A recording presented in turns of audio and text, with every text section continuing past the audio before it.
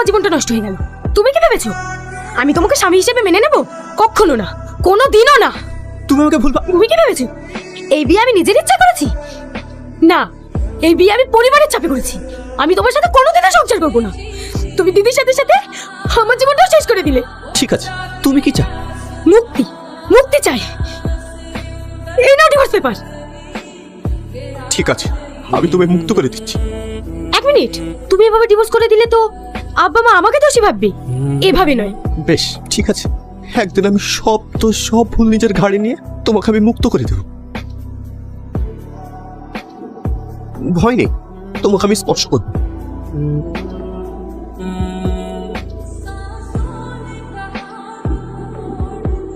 যাই বলো, এতদিন পর আবার এই সংসারটা পরিপূর্ণ হয়ে উঠেছে। বৌমা, তোমার শরীর খারাপ নাকি? না না, তাহলে এরকম লাগছে কেন তোমার? না না, আমি ঠিক আছি।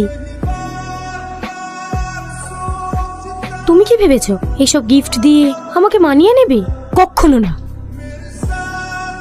ফুল, চকলেট,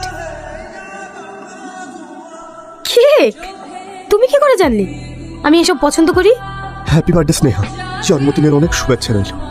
তোমার দিদির মুখ থেকে শুনেছিলাম তুমি এগুলো পছন্দ করো। যদি কোনো ভুল করে থাকি, আই এম সো সরি। দেখ দেখ কে আসছে।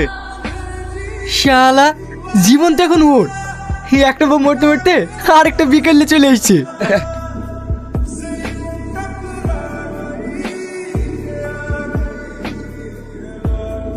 আরে কি করছিস এসব? সবকিছু নিজের ইচ্ছা মতো হয়। নেহা চলে যাক সেটা তো আমি চাই। নেহা চলে গেল তো এটাই হয়।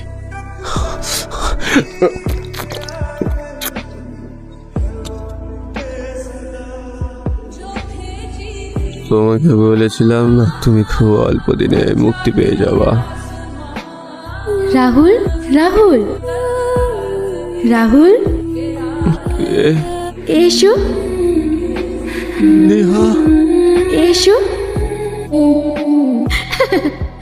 এসো, এসো, এসো। নেহা, নেহা, তুমি আবার আমাকে ছেড়ে চলে গেলে নেহা। তুমি বিশ্বাস করো, আমি তোমাকে ছাড়া ভালো নেই। জানো নেহা, আমাকে সবাই বলবো আছে, তুমি বিশ্বাস করো আমি তোমার বোনের জীবন নষ্ট করিনি।